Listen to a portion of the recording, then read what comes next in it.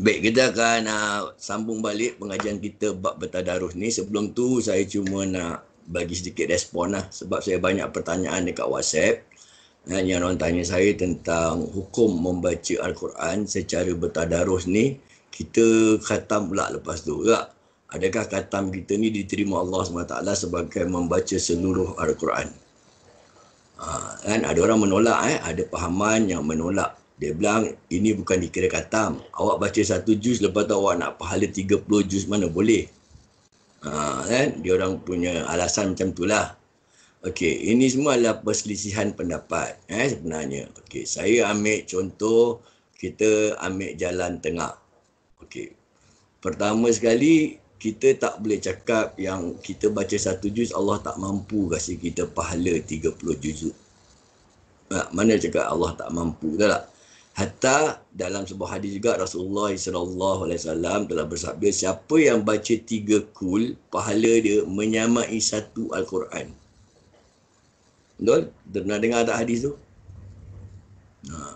3 kul aja kita baca. Dan macam kita dapat satu Al-Quran punya pahala. Macam kita khatam satu Al-Quran. Nampak tak? Dekat situ je kita tengok. Allah nak bagi, tak ada siapa boleh halang. Kan? Jadi masalahnya, orang yang cakap ni tak sampai dapat 30 juzuk, itu kita faham. Daripada sudut bahasanya kita faham. Tapi kita minta dengan Allah supaya sampai kan. Kalau Allah nak kasih, tak ada siapa yang boleh menghalang. Okey, itu poin yang pertama. Keduanya, kalau kita nak baca Al-Quran ni secara online, kita kena berbalik kepada sumber hukum dia. Apakah hukum asal dia? Boleh ke tak boleh? Kalau dia kata tak boleh, apa dia dalil dan hujah dia, kita nak dengar dulu. Biasanya yang saya tanya diorang ni, diorang cuma cakap dalil dia bid'ah. Bid'ah ni apa? Maknanya sesuatu benda yang Nabi tak pernah buat, kita tak boleh buat. Oh, bukan gitu. Ambil kaedah agama Islam, bukan macam tu kaedah dia. Kita beragama Islam, kita ada kaedah kita untuk memahami sesuatu dalil ataupun hujah. Okey, pertamanya kita jangan lihat sesuatu hadis tu, lepas tu kita ambil apa yang tersurat saja. Kita kena faham apakah definisi bid'ah itu. Bid'ah bukan hukum. Kan? Bid'ah bukan hukum. Bid'ah hanya perbuatan. Apakah Nabi tak buat, kita pun tak boleh buat.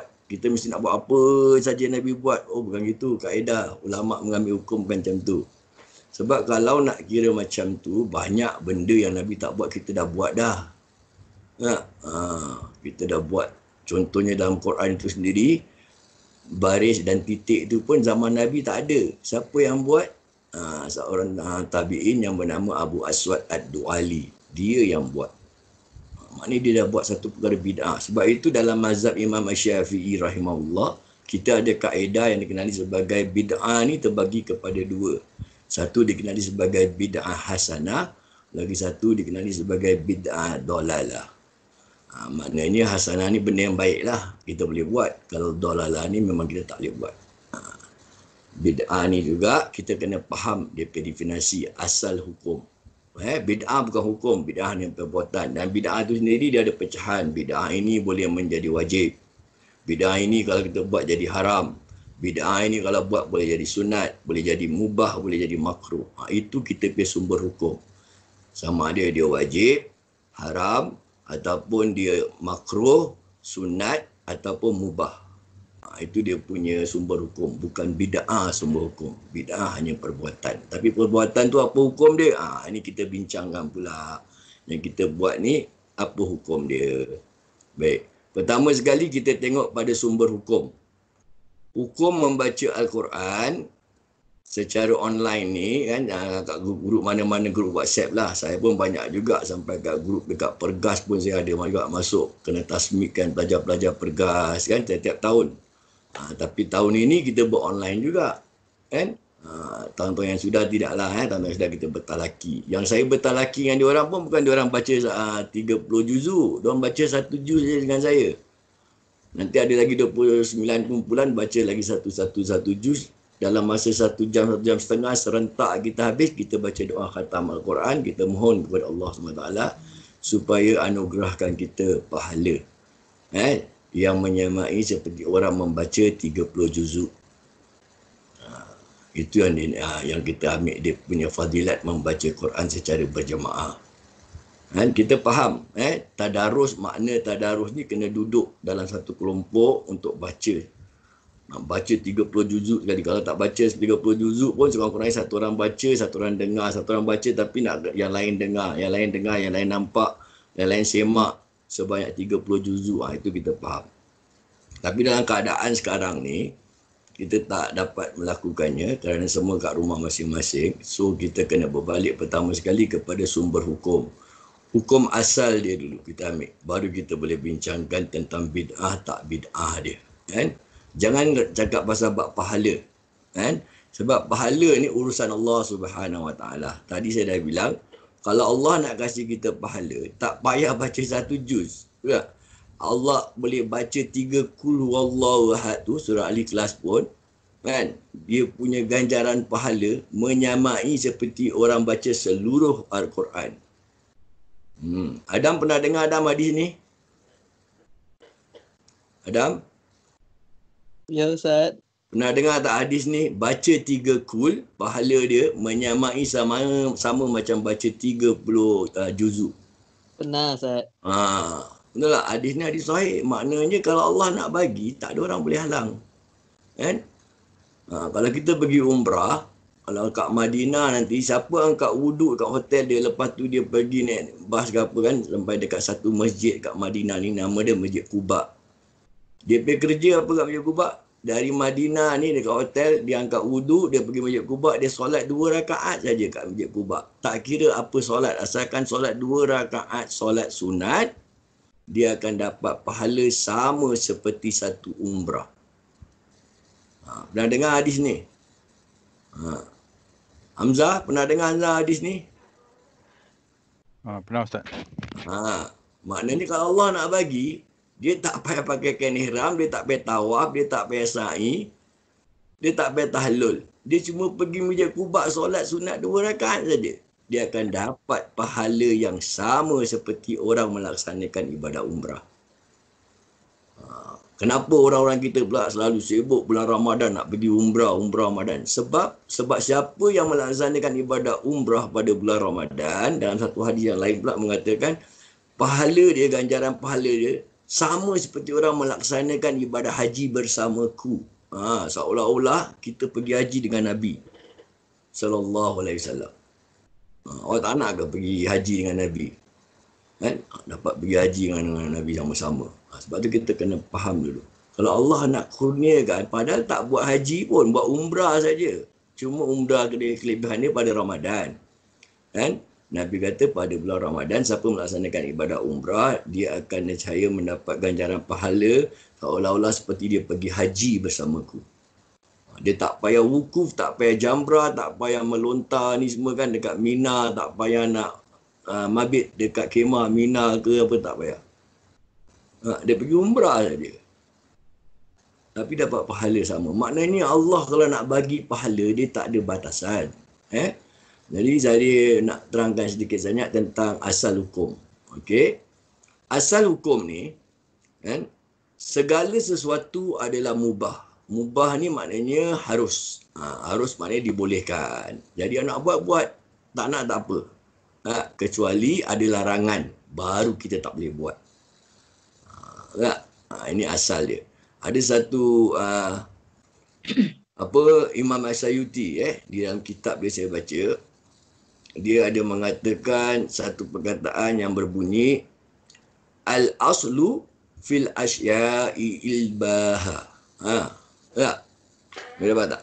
Al-aslu fil asya' al-ibaha hatta yadud dalil. Dia memerlukan dalil alat tahrim. Okey, apa maksud dia? Ini kata daripada Imam As-Sayuti. Dia kata asal bagi sesuatu perkara itu adalah harus, sehinggalah datangnya dalil yang menunjukkan kepada keharamannya. Sekarang kita buat ni, baca Quran secara online, hukumnya adalah harus. Sebab tak ada dalil yang mengharamkan orang baca Quran secara online atau nak buat khatam Al-Quran secara online, tak boleh. Dia tak ada dalil daripada syarak, daripada segi syarak, dalil yang sarih. Dalil yang kuat mengatakan, oh ini tak boleh. Nabi larang. Nabi tak ada buat larangan apa-apa. Jadi kita kena kebalik kepada hukum asal. Hukum asal dia apa? Adalah harus. Berdasarkan apa? Berdasarkan daripada kata Imam Asyuti. Imam Asyuti ni adalah seorang ulama yang bermazhab Imam Syafi'i. Yang kita bermazhab Imam Syafi'i, kita kena ikut kaedah-kaedah itu. Okey, saya pun tak nafikan juga memang ada masalah mungkin bukan ijma', bukan ijma' maknanya bukan konsensus, bukan semua ulama kata hukum dia ni harus, oh ni tak boleh, ni boleh, ni tak dapat pahala. Okey. Jadi masalah ni kita boleh ambil dia sebagai satu masalah khilaf. Khilafiyah ni dalam bab furuk. Furuk ni bab cabang-cabang. Pendapat-pendapat ulama' ni pun kadang berbeza-beza. Satu ulama' kata boleh, satu kata tak boleh. Okey. Dalam bab cabang ni pula, Imam Asyuti juga dalam kitab yang lain pula, dia ada mengatakan, ada satu kalimah yang berbunyi, La yunqarul mukhtalafu fi wa innama yunqarul mujma'u alaih. Okey, apa dia punya makna pula? Maknanya pula adalah seseorang boleh mengikuti salah satu pendapat yang dipersisihkan. Maknanya kita boleh ikut. Pendapat ni pun boleh, pendapat ni pun boleh. Kalau awak rasa pendapat awak tak ada khatam Quran secara online, tak dapat pahala 30 juzuk, dah awak jangan ikut. Saya pun tak paksa, betul tak? Kalau awak rasa boleh, awak ikut, silakan. Kan? Jadi kita boleh pilih sebenarnya. Kan? Satu pendapat yang diperselisihkan. Nak ikut ni ke itu, kita boleh suka. Kan? Yang diperselisihkan oleh siapa? Oleh para ulama'. Bukan oleh kita. Kita bukan level ulama'. Kalau ada dua ulama' berselisih pendapat, kita ada pilihan nak ikut yang mana satu. Kita bermazhab Imam Syafi'i, kita ikut kaedah mazhab Imam Syafi'i rahimahullah. Dan tidak boleh mencegahnya untuk melakukan hal itu. Dan kalau awak tak suka, awak boleh suka. Awak jangan buat. Awak tak boleh cegah saya nak buat. Saya nak baca surah Yasin, nak hadiahkan bacaan surah Yasin ni kepada orang yang telah meninggal dunia dalam majlis tahlil dan sebagainya. Oh, tak sampai. Okey, kalau awak rasa tak sampai, awak jangan buat. Saya rasa saya sampai, saya buat. Sebab dalam manhaj manhaj Ahlussunnah wal Jamaah yang bermazhab Imam Syafi'i, Imam Hanafi, Imam Hanbali sendiri kata boleh sampai. Dan Imam Syafi'i ada tambahan lah. Semua mazhab empat-empat ni kata boleh, tapi tambahan daripada Imam Syafi'i boleh kalau kita niat, lepas tu kita doakan. Doakan supaya Allah kau sampaikanlah pahala bacaan kita ni semua kepada almarhum ahli keluarga kita, mak bapak, datuk, nenek kita yang telah lebih dahulu meninggal dunia. Ini yang dipanggil bertawassul. Bertawassul dengan amal soleh.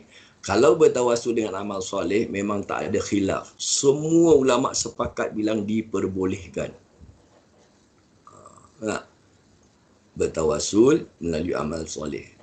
Bukankah membaca Al-Quran ini juga termasuk sebahagian daripada amal soleh? Sebab tu kita nak kena faham. Baca Al-Quran ni pun amal yang soleh sebenarnya. Jadi, dia tak ada permasalahan. Yang penting, jangan dijadikan satu masalah. Okey. Dan tidak boleh mencegahnya. Kita jangan cegah orang. Kita nak buat, kita buat. Orang tak nak ikut, dia pergi suka, tak apa. Jangan marah orang tu. Sebab hukum dia harus. Harus ni maknanya nak buat boleh, tak nak buat pun boleh. Tak ada apa-apa. Kalau hukum dia wajib, itu tak boleh. Semua orang mesti nak buat. Tak buat berdosa. Semua tak baca Quran berdosa. Contoh macam tu. Tapi ini bukan hukum dia wajib. Hukum dia hanya harus. Nak buat silakan. Tak nak pun tak apa. Tapi siapa yang buat dapat pahala. Sebab Nabi dah cakap, setiap satu ayat kita baca, dapat satu pahala. Satu huruf. Bukan satu ayat, satu huruf dapat satu pahala. Okey. Kecuali permasalahan yang telah disepakati. Ini dia panggil hukum yang qat'i. Qat'i ini yang telah ditetapkan. Itu tak boleh. Sebab semua ulama sepakat. Bilang tak boleh means tak boleh. Contoh, hukum yang qat'i ni, hukum yang telah ditetapkan, contoh semua ulama sepakat. Ambil contoh yang qat'i ni adalah hukum seperti solat subuh lah. Kita ambil solat fardu senang.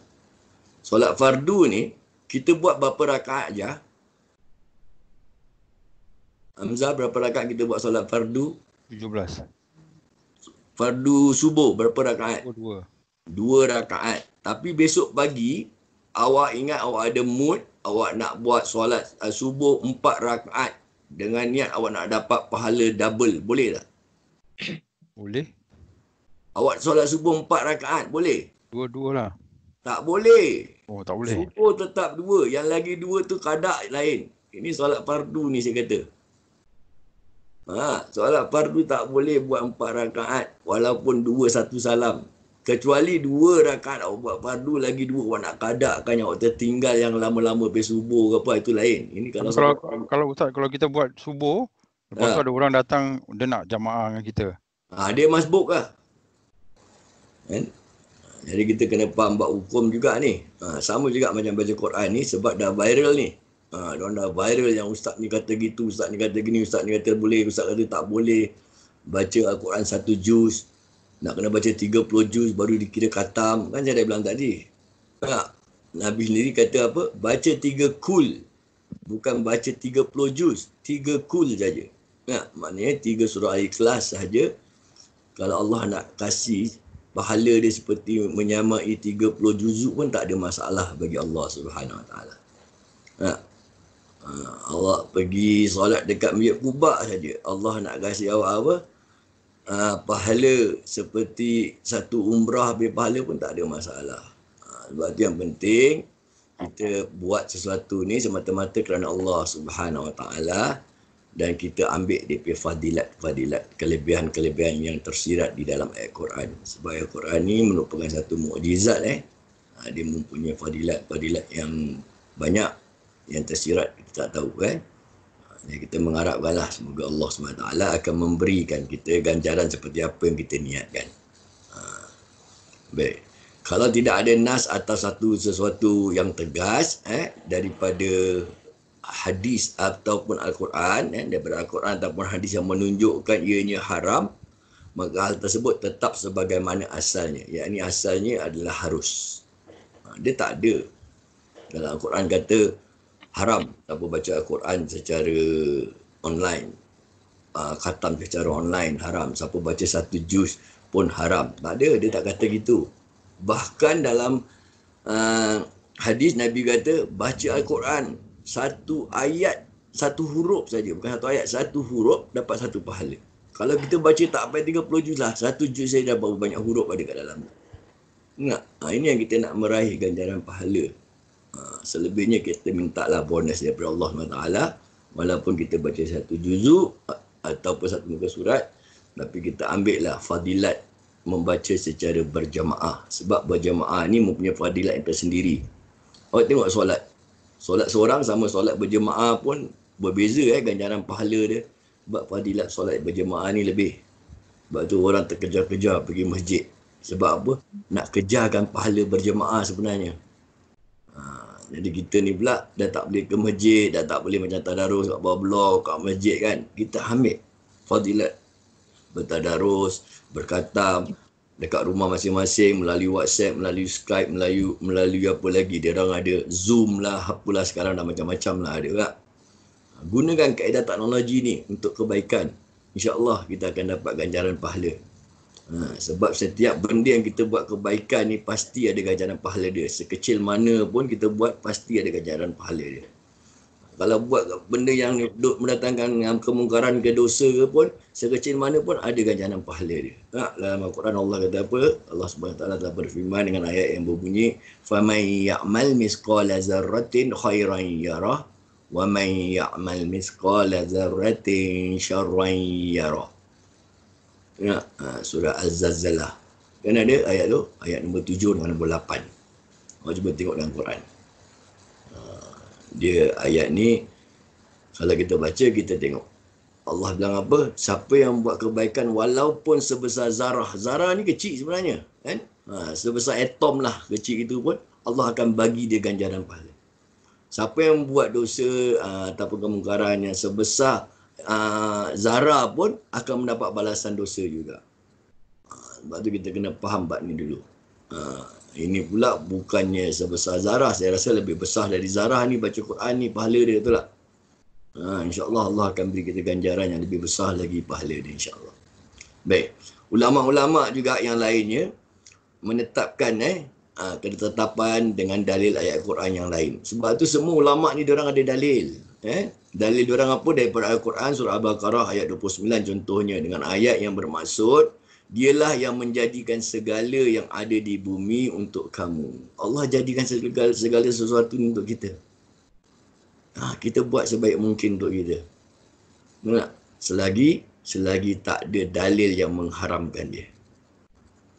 Okey, ada lagi hadis daripada Baihaqi meriwayatkan sebuah hadis yang bermaksud, saya ambil maksud dia je lah, saya nak baca teks dia panjang pasal nak bertadarus nanti tak sempat pula. Daripada Abu Sa'labah radhiyallahu an, ia berkata, sesungguhnya Allah Subhanahu Wa Taala telah mewajibkan beberapa kewajipan, maka janganlah kalian sia-siakan hal itu. Dan Allah telah memberikan beberapa batasan, maka janganlah kalian melampauinya. Dan Allah telah melarang sesuatu, maka janganlah kalian melanggarnya. Dan Allah telah mendiamkan beberapa hal sebagai kemudahan ataupun kemurahan bagi kalian. Bukan kerana Allah lupa, maka jangan kalian bahas, perbincangkan tentang hal itu. Hadis ini diriwayatkan oleh Al-Baihaqi. Hadis ni taraf dia hadis mauquf. Hadis mauquf pun dikira hadis. Nampak tak? Apa yang Nabi kata, kita ambil yang kat penghujung dia apa Nabi bilang apa? Sebagai kemurahan. Jika Allah mendiamkan, maknanya ini satu kemurahan daripada Allah. Allah bagi kita buat apa kita nak buat kalau Allah diamkan. Kerana kalau tak boleh, mesti ada dalil yang mengharamkan. Mesti ada ayat Quran ataupun hadis yang menolak apa kita buat yang tak boleh. Itu ada dalil. Ini tak ada dalil. Tak ada dalil yang mengatakan tak sampai pahala. Tak ada dalil yang mengatakan ianya berdosa siapa buat online. Tak ada. Jadi maknanya diperbolehkan. Kerana apa? Kerana inilah satu kemurahan rahmat Allah SWT kepada kita. Allah beri kita satu bonus. Bukan kerana Allah lupa. Dia bilang, mustahil Allah tu bersifat lupa. Kalau Allah bersifat lupa, dia bukan Allah. Dia bukan Tuhan. Sebab Tuhan ni, dia maha sempurna. Dia tak tidur, tak ngantuk, tak lupa, maha mengetahui. Semua dia. Itu baru Tuhan kita. Kalau dia lemah, sifat lupa, maknanya dia ada kelemahan. Sifat Allah tak ada yang lemah. Kan? Lepas tu hadis juga ditambah dengan apa? Jangan kalian bahas atau perbincangkan tentang hal itu. Jadi Allah tak cakap, maknanya tak beri larangan, Nabi tak beri larangan, kita jangan sibuk pula nak melarang orang lain bertadarus ataupun berkhatam secara online. Ini penting. Kalau ada larangan, dari dulu lagi dah ada ayat Quran keluar. Dari dulu lagi hadis Nabi dah cakap, tak boleh semua mesti nak baca 30 juzuk. Tak boleh baca satu juz. Mesti Nabi dah larang. Tak ada pun larangan tersebut. Bahkan Nabi kata baca Al-Quran ni walaupun satu huruf dapat ganjaran satu pahala. Yang tak pandai baca ni, baca terbata-bata pun dapat double. 2 pahala daripada orang yang dah baca lancar Al-Quran. Inilah kelebihannya Al-Quran. Sebab itu kita kena ambil lah kesempatan macam ni. Jadi ada juga ayat daripada surah An-Nahl. Ayat 128. Apa bunyi rujuk? Dengan ayat yang berbunyi a'udzubillahi minasyaitonirrajim. Innallaha ma'al ladzina taqaw wal ladzina hum muhsinun. Ayat ni yang bermaksud apa? Sesungguhnya Allah beserta orang-orang yang bertakwa dan orang-orang yang membuat kebaikan. Secara umumnya, kita baca Quran ni benda yang baik. Kita sedang buat sesuatu kebaikan, bukan keburukan. Adakah baca Quran kita nak cakap baca Quran ni satu perkara keburukan? Ini yang dimaksudkan Allah tadi. Allah akan bersama orang yang bertakwa dan orang yang membuat kebaikan. Ini kita mau buat kebaikan lah. Kita menganjurkan kawan-kawan dekat kelas-kelas mengaji kita. Kita menganjurkan kawan kat grup-grup WhatsApp. Mari join kita. Baca Quran, satu orang satu juz. Kan? Saya tak pernah baca lah Ustaz, saya merangkak. Tak apa baca. Kita pula jangan tuduh, alamak dia tak pandai baca pun nak baca. Nanti kalau dia baca salah macam mana? Betul tak? Mana awak tahu dia baca salah? Awak pun tak semak bacaan dia. Yang awak nak tuduh dia baca salah pula, kenapa? Kita kena husnuzon. Biarkan dia baca merangkak pun tak apa. Nabi pun tak larang orang baca Quran merangkak. Bahkan Nabi kata siapa yang baca Al-Quran terbata-bata, mana yang merangkak, dia akan meroleh pahala double pula, 2 pahala berbanding dengan orang yang boleh baca lancar. Nabi lagi kasih motivasi supaya orang yang merangkak ni pun baca. Sebab jangan takut, baca. Kan? Banyak ayat-ayat yang mana Allah sebut ni berbuat baiklah kerana sesungguhnya Allah menyukai orang yang berbuat baik. Ini pula surah Baqarah ayat 195. Maksud ayat dia tak? Maknanya Allah anjurkan kita buat baik sebab Allah suka orang yang buat baik. Baca Quran satu perbuatan yang baiklah. Kan? Jadi kita mohon kepada Allah SWT nanti bila majlis khatam Quran, kita mohon supaya Allah SWT memberikan kita ganjaran kebaikan, memberikan kita rahmatnya di dunia dan juga di akhirat. Boleh? Ada apa-apa nak tanya lagi bab ni? Saya sengaja masukkan bab ni untuk menghilangkan rasa ragu-ragu. Ataupun was-was kita ni. Sebab kadang-kadang orang sibuk bilang ni tak boleh, ni bid'ah tu bid'ah, Nabi tak buat kan. Jadi boleh faham tak kenapa saya adakan konsep membaca Quran secara online ni? Dia banyak. Pertama, tak ada dalil yang melarang. Keduanya, dia merupakan satu kaedah ataupun cara ataupun teknik saya untuk motivasikan semua pelajar-pelajar saya baca Quran. Sebab kat kelas ni selalu saya memberi tekanan kepada bab hukum-hukum tajwid. Tak, ini nama hukum dia gini, nama hukum. Tapi sekedar teori je, praktikal baca tak ada. Sebab pelajar ramai, kalau nak baca pun makan masa yang panjang, tak sempat. Nah, jadi kita ambil kesempatan bulan Ramadan untuk perbanyakkan baca sambil apply semua hukum-hukum tajwid yang kita dah belajar dulu. Masukkan. Yang teori tu kita belajar tajwid. Ni waktu praktikal ni bulan Ramadan dia. Yang belajar tajwid tu kita dah ada ilmu. Ilmu tu perlu diamalkan. Ini dia waktu dia. Bulan Ramadan amalkan baca, apply hukum tajwid. Supaya dia seimbang kan, dengan pembacaan Quran yang memerlukan ilmu tajwid. Sebab tu saya menggalakkanlah supaya semua dapat baca dengan lebih lancar, kan? Dapat melaksanakan tanggungjawab untuk membaca hak-hak makhraj dan sifat huruf dengan hukum tajwid tertentu. Boleh? Jadi faham matlamat kita ni sebenarnya nak menggalakkan orang baca Quran. Semua. Kalau ada orang yang masih lagi viralkan ke WhatsApp ke kat mana, ni tak boleh ni Ustaz, ni tak dapat macam mana dia boleh kata tak dapat pula? Kita bukan minta pahala dengan dia. Kita minta pahala dengan Allah. Itu urusan Allah lah. Allah nak kasih ke tak nak, betul tak? Yang penting kita buat, nawa itu kita nak betul. Semata-mata untuk mendapat keredaan daripada Allah Subhanahu Wa Taala. Dan mudah-mudahan dengan keredaan Allah ni, Allah redah kita baca Quran, Allah akan lancarkan lidah kita untuk baca Quran. Allah akan terangkan hati kita untuk memahami ilmu-ilmu tajwid yang kita belajar. Dan sekurang-kurangnya nanti bila dah lepas raya, dah lepas circuit breaker ni semua kat dalam kelas, awak punya bacaan dah bertambah lancar sikit. Dia macam tu, tiap-tiap tahun lancar sikit melalui tadarus. Ini pengalaman saya sebenarnya. Saya dulu pun tak pandai baca Quran. Mana kita beranak je pandai baca Quran, tahu tak? Semua orang start from zero. Lepas tu macam mana nak lancarkan, saya duduk kat mana-mana majlis tadarus. Tapi itulah, kalau kat majlis tadarus jangan malulah kan. Sebab kita kena baca, kita baca. Salah orang tegur tak apa. Ini untuk kebaikan kita sebenarnya. Kan? Ini kaedah bertadarus. Sebab tu saya adakan seminggu 3 kali dalam bulan Ramadan ni. Untuk awak semua bertalaki lah. Sekurang-kurangnya sebagai guru Al-Quran ni, saya kena semak juga bacaan awak. Kan? Walaupun saya tahulah ada yang baca lancar, ada yang baca merangkak, tak apa. Yang penting ada guru yang semak. Kalau tidak nanti awak ingat awak baca betul. Saya ada tegurlah beberapa student saya yang kelas-kelas online yang lalu kan.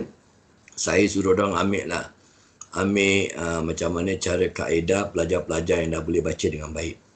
Diorang pun dulu tak boleh baca dengan baik juga, tapi alhamdulillah saya tahu sekarang ada beberapa pelajar kita ni dia boleh baca dengan baik. Maknanya apa tau? Bila dia baca, bila dia tersalah bacaan pada sesuatu tempat tu, dia tahu dia buat salah. Awak berdapat sampai situ punya level dah okey, saya dah happy lagi dah. Jangan dia tahu, dia tak tahu. Kalau dia baca, dia salah pun dia tak perasan, dia main jalan je kan. Maknanya dia belum ke tahap tu lagi. Saya nak awak dah sampai ke tahap awak baca, alamak salah lah, awak ghostan balik. Saya tak tegur pun, tapi awak tahu, awak ghostan balik. Awak kalau dah tahu, kelemahan awak sampai kat tahap itu, terus dah bagus. Boleh? Okey, kalau tak ada apa-apa tanya tak? Nak tanya apa-apa, pertanyaan ke apa? Nak tanya apa-apa? Nak tanya tu yang bunga tu itu apa makrok Ustaz? Makrok nama dia makrok Ustaz Hizab. Oh hizab Hizab. Hizab ni dia macam paragraf dia panggil tak? Perenggan-perenggan dia. Satu Quran ada berapa juzuk? 30. 30 juz. Okey, ada berapa surah? 114. 114 surah. Dalam 30 juzuk ni, kalau kita pecahkan kepada satu juz ada 2 hizab. Oh. Jadi kalau satu Quran ada berapa hizab? 60. 60. 2 kali 30 juz. Okey, baik. Satu hizab ni, dari 60 hizab, satu hizab ni ada 4 suku. Dia panggil rubuk, suku yang pertama. Yang suku kedua dia panggil nisfu. Nisfu ni pertengahan. Ataupun separuh. Macam kita cakap malam nisfu Sa'ban. Maknanya apa? Malam pertengahan bulan Sa'ban. Tak? Kalau yang 3 suku, dia taruh salasa rabi'. Salasa 3, rabi' 4. Jadi maknanya 3/4. Lepas 3/4, dia masuk hizab kedua. Nanti ada hizab yang kedua suku, 2,5, 2-3 suku, hizab ketiga. 3 suku, 3,5, 3 suku, hizab keempat. 4 suku, 4,5, 4, 3 suku, hizab ke-5. Seterusnya sampai ke hizab 60. Di penghujung Al-Quran. Itu cara paragraf lah dia panggil kan. Okey, kalau kita nak baca Quran, kaedah yang paling terbaik, duduk satu kali baca 30 juz. Boleh tak? Kita boleh mampu tak buat? Tak. Tak mampu. Tak, sebab itu kita buat kaedah ni bertadarus secara berjemaah. Satu orang kongsi-kongsi 1-2 juz. Mudah-mudahan kita semua yang terlibat ni pun dapatlah seperti mana ganjaran seolah-olah orang membaca Quran sebanyak 30 juzuk. Kan? Okey, kalau tak mampu baca 30 juz satu kali duduk, sekurang-kurangnya kita baca satu kali duduk satu surah. Boleh tak baca satu surah? Boleh Ustaz. Juz Amma boleh. Kalau Al-Baqarah? Al-Baqarah tak boleh Ustaz. 2 juz lebih tau. 2 juz lebih. Lagi juga kita nak habiskan 1 juz satu malam pun mahukan 1 jam lebih juga kadang. Okey, kalau surah pendek-pendek okey, kalau surah panjang-panjang juz sama tak boleh juga. Tak? Tak boleh baca 1 juz. Tak boleh baca 1 surah, baca 1 juz. Surah Baqarah jadi kurang sikit 1 juz. 1 juz pun panjang lah Ustaz, 20 pages, baca 1 rubuk. 1 hizab, 1 hizab. 1 hizab ni 10 page saja. Jadi dia kurang sikit. 10 page panjang tak? Oh panjang juga lah Ustaz, nak saya sekali duduk 10 page. Okey, kalau 10 pun panjang, kan satu hizab panjang, ambil 1 rubuk, suku dia je dah. Suku dia pada hizab tu. Yang tempat Hamzah baca tu, suku tu tadi. Wah, suku panjang. Okey, kalau suku pun panjang, pasal suku ni dia boleh makan sampai 2 page. Ada 2 page lebih. Pun panjang juga Ustaz. Kalau panjang juga, baca 1 muka surat yang macam tadi Lisa baca kan. 1 page. Maya baca 1 page. Kan? Abang Bakit 1 page. Sekurang-kurangnya 1 page. Kalau tak nak baca 1 rubuk, 1 page. Tak bayar 1 page. Kalau 1 page pun panjang, saya pun tak tahu nak cakap apa lagi. Itu dah kira minimum dah. Dia kena usaha lah. Maknanya kan 1 hari 1 page. Kalau kita boleh istiqamah. Istiqamah ni benda yang susah. Tapi tak mustahil kita boleh buat. Setiap kali lepas solat, dah habis doa, dah habis wirid semua, dah sadaqallahul azim, dah habis taqabbalallahu minna wa minkum, kita pun capai Quran, kita baca 1 page saja sudah. Setiap kali lepas solat. Tak nak 1 juz. 1 page saja baca lepas subuh. Nanti lepas zuhur pun sama juga. Ambil lagi Quran, baca sambung lagi page kedua. Ambil lagi baca page ketiga, sambung. Lepas asar, lepas maghrib satu hari 5 kali solat, berapa page kita baca? Hamzah, berapa page kalau satu hari 5 kali solat? 5. 5 page kita baca. Satu hari Satu bulan, 30 hari, berapa page kita baca? 60. Satu bulan, 150 page. 30 kali 5. 150. Itulah 150 page. Satu bulan 150 muka surat kita dapat baca. Banyak tau 150 surat. Tak perasan pula. Okey. 150 muka surat satu bulan. Quran ada 604 muka surat. Saya ambil 600 dah taruh. Maknanya dalam masa berapa bulan kita boleh habiskan 600 page? 4 bulan. 4 bulan kita boleh 1 kali khatam. Maknanya dalam setahun kita boleh 3 kali khatam. Kalau kita istiqamah macam gitu. Itu belum masuk baca banyak tau. Itu 1 page, 1 page, 1 page.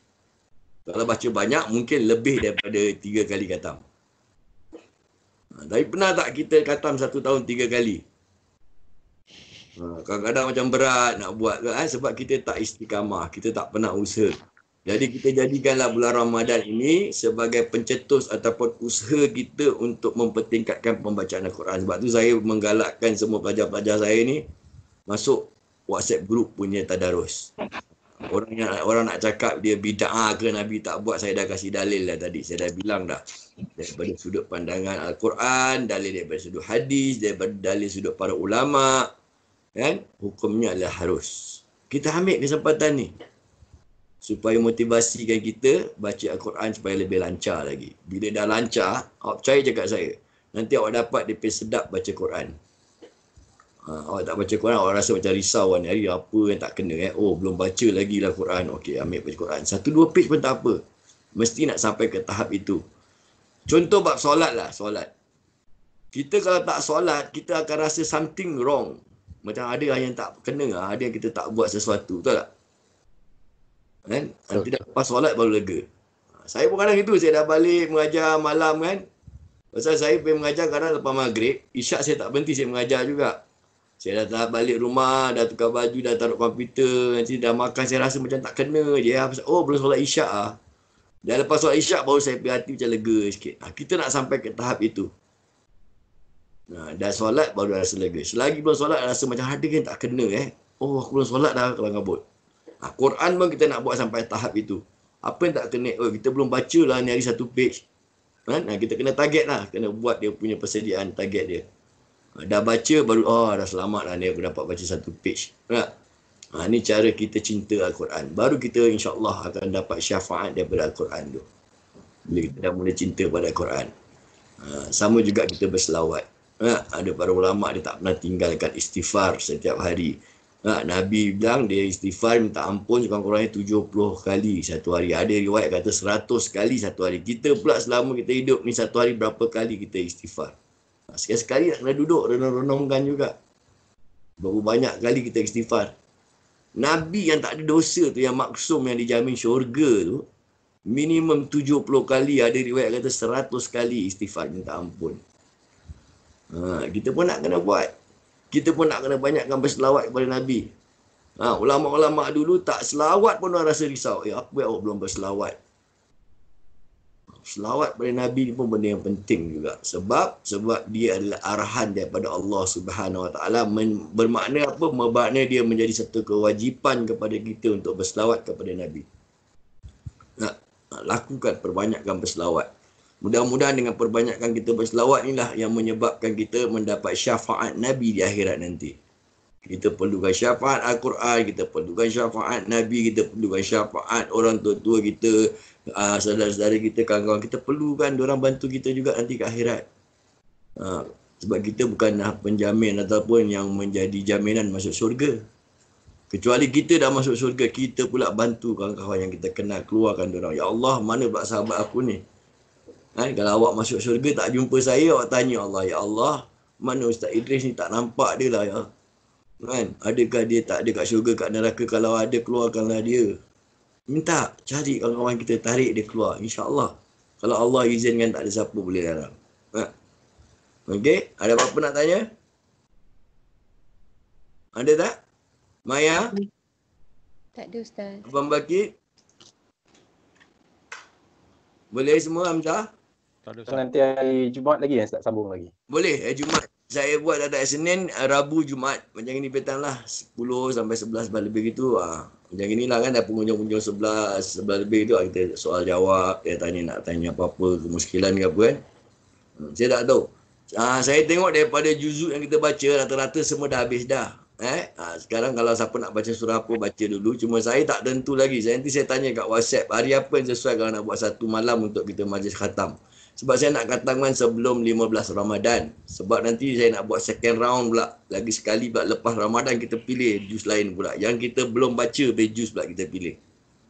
Sebab ikut sunnah Nabi pun, bulan puasa ni kan, bulan Ramadan, Nabi bertadarus dengan malaikat Jibril AS. Nabi khatam Al-Quran 2 kali dalam masa satu bulan Ramadan. Jadi kita nak try buat macam itu pula. Kita ambil first half, satu kali khatam, second half, satu kali khatam. Tapi yang second half punya, ambil surah lain lah. Kalau ambil juz lain, awak dah baca yang ini juz 1 contoh, awak boleh baca juz lain. Yang bukan juz 1 pula, kalau boleh macam tu. Supaya dengan cara langsung, awak dapat baca banyak juz. Itu yang nombor 2 punya kepentingan lah. Dapat baca banyak juz, kita dapat baca 2 kali dapat khatam. Saya tak tahu hari apa, mungkin hari Jumaat ini ataupun hari Senin depan kita start, mungkin Senin lah saya rasa, Senin kita start khatam secara online. Khatam semua orang kena baca satu surah daripada surah Ad-Duha sampai belakang surah An-Nas dan kita patah balik surah Fatihah dan juga 5 ayat pertama surah Al-Baqarah. Baru itu dikira dah habis lah. Dah kira khatam, lepas kita sambung lagi nanti lepas second round Ramadan nanti. Lepas 15 hari bulan Ramadan. Boleh? Okey, insyaAllah nanti saya bincang dengan orang kat WhatsApp. Kalau boleh, Senin depan kita buat satu majlis khatam Quran secara berjemaah online. Kan? Tak apa, jangan risau kalau ada mana-mana pendapat kata tak sampai lah, tak boleh lah, tak pakai. Itu kita bukan minta dengan dia, kita minta dengan Allah Subhanahu Wa Taala supaya terima amalan kita, seolah-olah kita pun dapat baca sebanyak 30 juzuk. Saya dah kasih dia punya dalil daripada awal tadi. Itu yang penting. Kita mohon pada Allah, bukan mohon pada dia orang. Dia orang kalau tak nak macam kita, okey, tak apa. Kita jangan komen dia orang. Dia nak baca 30 juz satu orang, silakan. Kalau dia mampu. Kita punya level memanglah macam tadi awak tengok kita pergi baca kan. Slow, kita bukan level diorang. Okey, buat masa permulaan ni kita ambil lah level secara berjemaah dulu. Nanti insyaAllah setahun 2 lagi saya yakin kalau awak istiqamah benda ni, awak dah lancar, baru saya berani lepaskan awak baca 30 juzuk satu orang. Terserah. Silakan. Itu lebih baik.